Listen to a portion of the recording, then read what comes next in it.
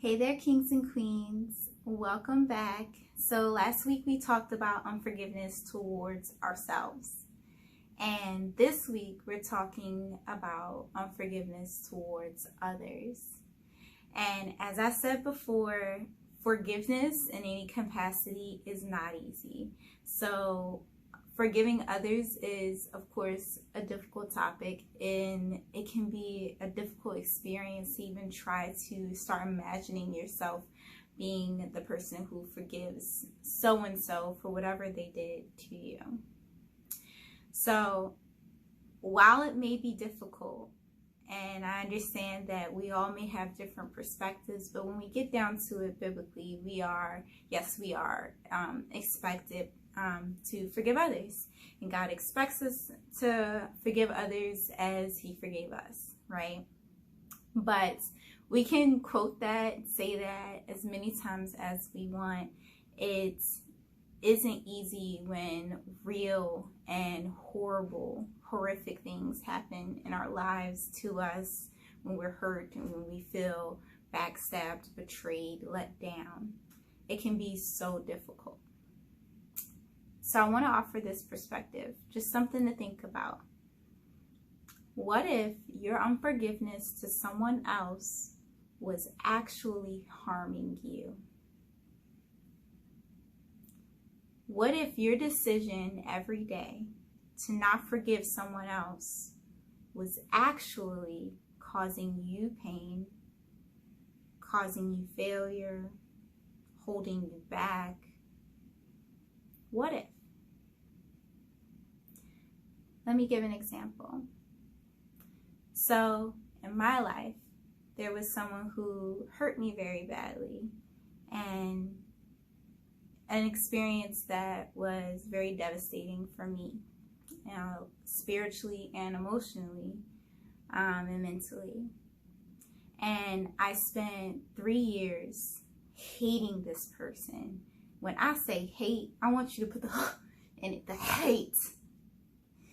And I couldn't stand this person. I went out of my way every single day to avoid this person. No matter what, I was gonna avoid this person, social media, in person, whatever. So fast forward a couple years later, I had to go into this particular store to get something, and this person happened to work there, and I spotted them before they spotted me. And immediately all that rage came back. I forgot what I had even came into the store for, and I'm like jumping through hoops to avoid being seen by this person. And right then and there, I realized I wasn't even trying to worry about forgiveness, but this is how God will show up and show out on you once you start letting Him do some things in your life. And it was weird, just standing in the middle of one of the aisles. I'm like, why am I the one running? Why am I the one who's afraid?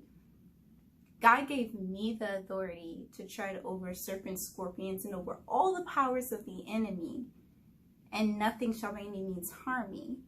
So why am I the one afraid? In that moment, I realized how I was allowing my unforgiveness and my hatred of this person to literally rule how I was functioning, literally take over my day, because it really threw a wrench in my entire day that day. And so as I am reflecting back on that now, I'm thinking about how many other areas of our lives, because of the unforgiveness we hold on to, we're missing out on things. We're allowing it to control us. We're allowing it to control how we act, how we function, where we go, whether or not we're going to go to that party, because if so-and-so is there, I don't mess with them. We beefing, so I don't want to see them. You have the authority.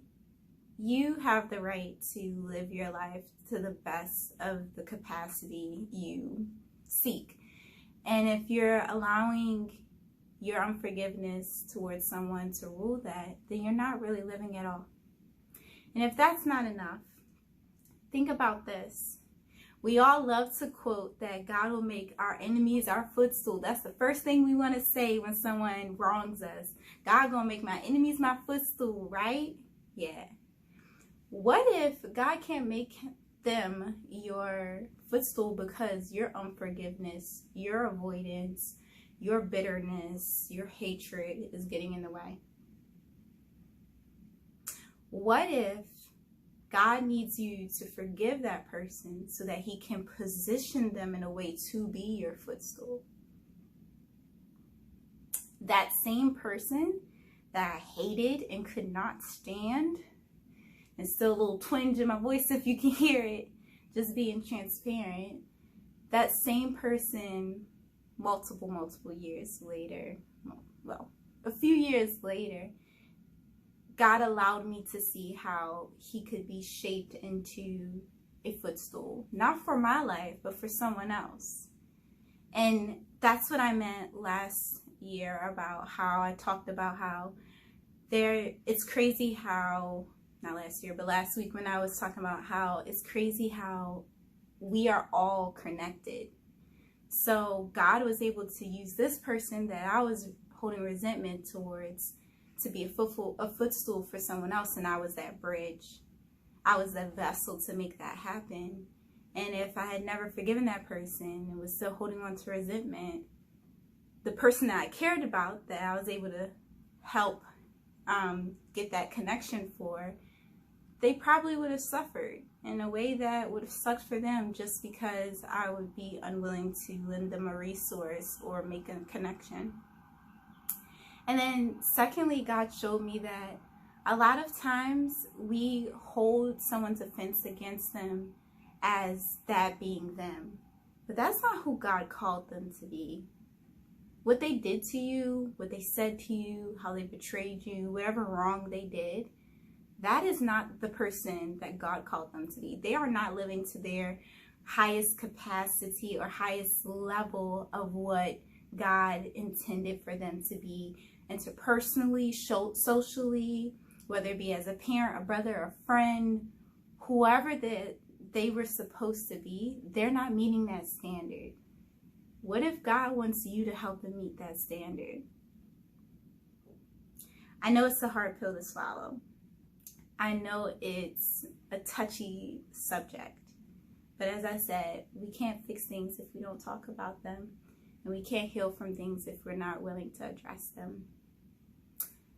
So on that note, I'm going to leave you guys with that food for thought and encouragement to consider the areas in your life and in your relationships where your unforgiveness towards someone is actually getting in the way of you living your best life and getting in the way of you continuing to grow spiritually, interpersonally.